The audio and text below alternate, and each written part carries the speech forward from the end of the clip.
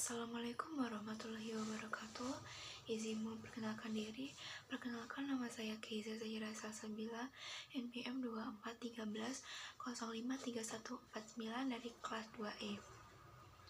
Di sini saya akan memaparkan hasil bacaan saya dari buku Filsafat Politik karya Henry Smith, bab 1 tentang filsafat politik, makna dan signifikasinya. Jadi, sejak lebih dari 2500 tahun yang lalu, teori politik telah menarik banyak pemikiran dari berbagai bidang, mulai dari teolog, filsuf, penyair, ilmuwan, dan negarawan. Hal ini tuh berakar pada sifat politik sebagai political animal menurut Aristoteles.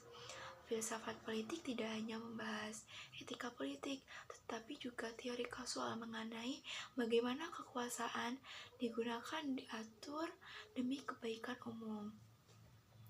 Dalam perkembangannya, terdapat perbedaan antara filsafat politik dan ilmu politik. Filsafat politik membahas tujuan dan nilai moral yang harus dicapai oleh masyarakat politik, sementara ilmu politik atau teori kausal meneliti mekanisme dan institusi pemerintahan berdasarkan data empiris. Kemudian, pendekatan filsafat politik. Filsafat politik bukan hanya sekadar kajian historis, tapi juga upaya untuk memahami hakikat politik dan institusi sosial secara mendalam. Selanjutnya ada teori organik dan mekanistik. Jadi teori organik itu melihat kekuasaan sebagai lembaga etis yang muncul dari kecenderungan manusia untuk berasosiasi dalam mencapai tujuan bersama. Masyarakat dipandang sebagai suatu kesatuan moral dan sosial. Sementara teori mekanistik menganggap kekuasaan sebagai buatan manusia, hasil kesepakatan individu untuk memenuhi kebutuhan pribadi tanpa memperhatikan tujuan kolektif. Terus ada pemerintahan konstitusional, fokus pada pembatasan kekuasaan politik untuk mencegah penyalahgunaan wewenang, dipengaruhi oleh konsep hukum alam dan tradisi Kristen yang menekankan pentingnya kontrol terhadap penguasa agar tidak sewenang-wenang. Selanjutnya, prinsip subsidiaritas. Pemerintah harus membiarkan unit sosial terkecil, keluarga komunis, mengelola urusan mereka sendiri selama mereka mampu.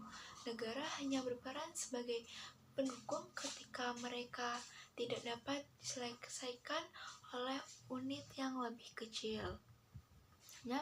Ada pemerintahan demokratis. Demokrasi tumbuh dari gagasan bahwa kekuasaan berasal dari rakyat, bukan hak istimewa sekelompok orang. Partisipasi aktif dalam pemerintahan dipandang sebagai bagian dari pengembangan watak manusia dan kebahagiaan sosial.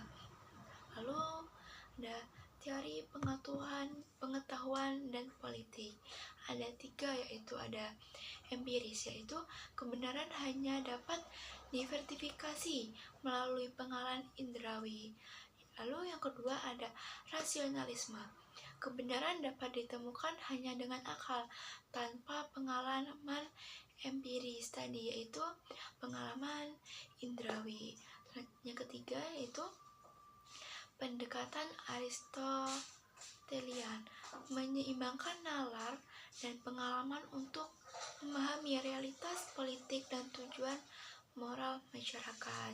Jadi intinya pemikiran politik ini berfokus pada bagian kekuasaan seharusnya dikelola, bagaimana masyarakat berpartisipasi dalam pemerintahan, serta bagaimana kebenaran politik dapat ditentukan melalui perpaduan akal dan pengalaman. Sekian pemaparan yang dapat saya sampaikan. Wassalamualaikum warahmatullahi wabarakatuh.